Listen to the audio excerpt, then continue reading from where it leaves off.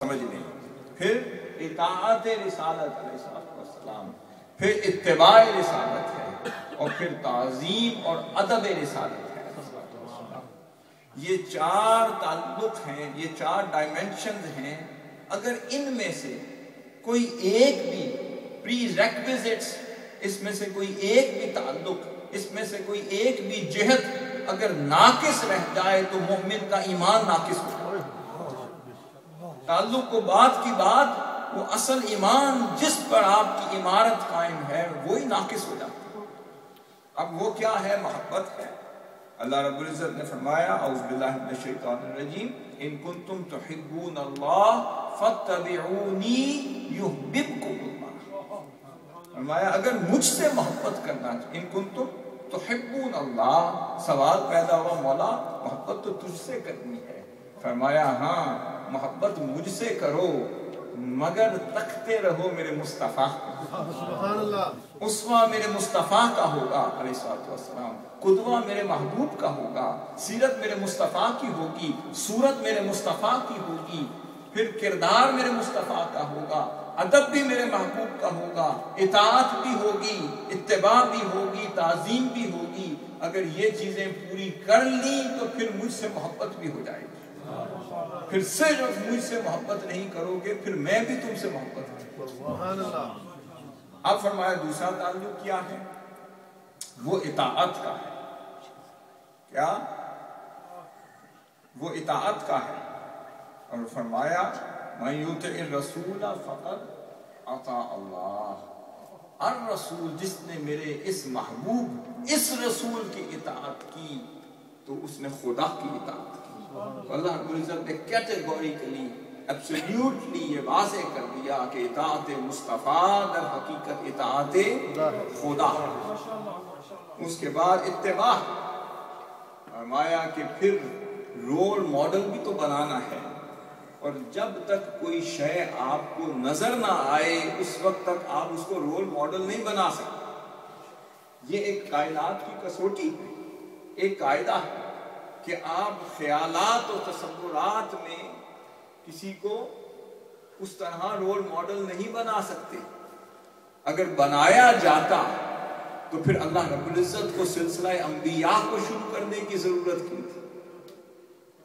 تو کوئی شے جو دکھائی نہ دیتی ہو، نظر نہ آتی ہو، سمجھ میں نہ آتی ہو، وہ آپ کے سامنے اپنے کردار کو، اپنے اخلاق کو، اپنے حسن کو، اپنے جمال کو، اپنے نظام کو، اپنے معاملات کو رول ماڈل کے طور پر، اسوہ اور قدوہ کے طور پر پیش نہ کر دے، جس کو دیکھ کر آپ متاثر نہ ہو جائیں، جس کو دیکھ کر آپ کا دل گواہی نہ دے، جس کو دیکھ کر آپ اتنے امپریس نہ ہو جائیں، اس وقت تک آپ اس شخصیت کو رول ماڈل نہیں بناتے. تو پھر آقا علیہ الصلوۃ والسلام کی ذات اقدس کو اتباع کے لیے چن لیا. پھر آگے فرمایا جب یہ تین تقاضے پورے ہو گئے تو پھر فرمایا کہ اب تعظیم بھی اس محبوب کی کرو جس کی ذات کے ساتھ یہ تین قسموں کے تعلق قائم کیے. اب یہاں پر جب ہم آگے چلتے ہیں، پہلے ہم نے محبت کی بات کی. انسان جب کسی کے ساتھ محبت کرتا ہے اس وقت تک حقیقی محبت کا تعلق قائم نہیں ہوتا جب تک وہ پیمانہ حسن جو ہے، وہ ظاہری حسن اور باطنی حسن کا پیمانہ جو انسان کے ذہنوں میں گھڑا ہوا ہے، وہ اس پیمانے کو کوئی توڑ نہ دے اس وقت تک وہ جاگزی نہیں ہوتا اس کے دل میں. اب حسن کے، جمال کے پیمانے وہ بھی دنیا میں الگ الگ ہیں. ہر کلچر میں، ہر ثقافت میں حسن کے کچھ پیمانے.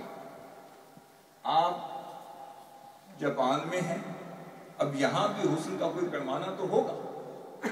آپ افریقہ میں چلے جائیں، وہاں بھی کوئی پیمانہ تو ہوگا.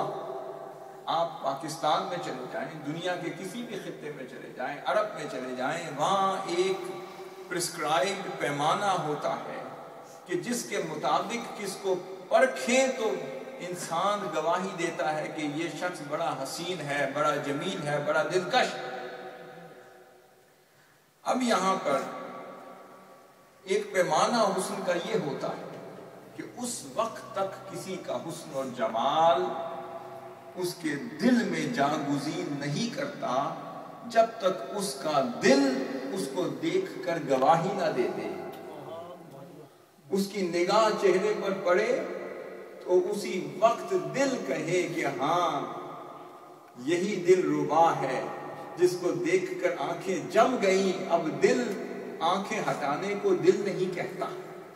کوئی ایسا ہنسی ہو کہ جس کو چہرے کو دیکھ کر کائنات کا حسن اس کے سامنے ماند پڑ جائے، جس کی زلفوں کو دیکھ کر کائنات کی زلفیں ماند پڑ جائیں، جس کے چہرے کو دیکھ کر کائنات کے سورج کی کرنیں ماند پڑ جائیں، اتنا حسین ہو، اتنا جمیل ہو، اس کو دیکھیں تو کہیں ایسا چہرہ والضحیٰ ہے جس جیسا کائنات میں نہ تھا نہ کبھی ہوگا۔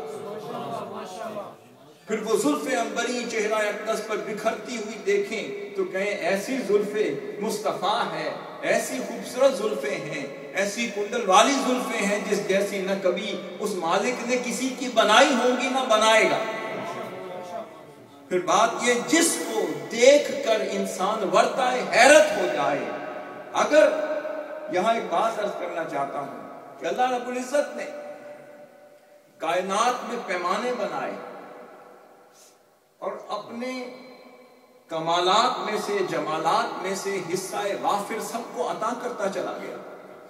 جمیع انبیاء کو اللہ رب العزت نے کسی کو حسن دیا، کسی کو کمال دیا، کسی کو کلیم بنایا، کسی کو صفی بنایا، کسی کو خلیل بنایا، کسی کو روح اللہ بنایا۔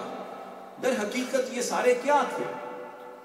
یہ اللہ رب العزت کے حسن کے، اس کی صفات و تجلیات کے وہ پرتو تھے جو در حقیقت جوہر محبت اور جوہر حسن مصطفیٰ سے پھوٹ کے آ رہے تھے۔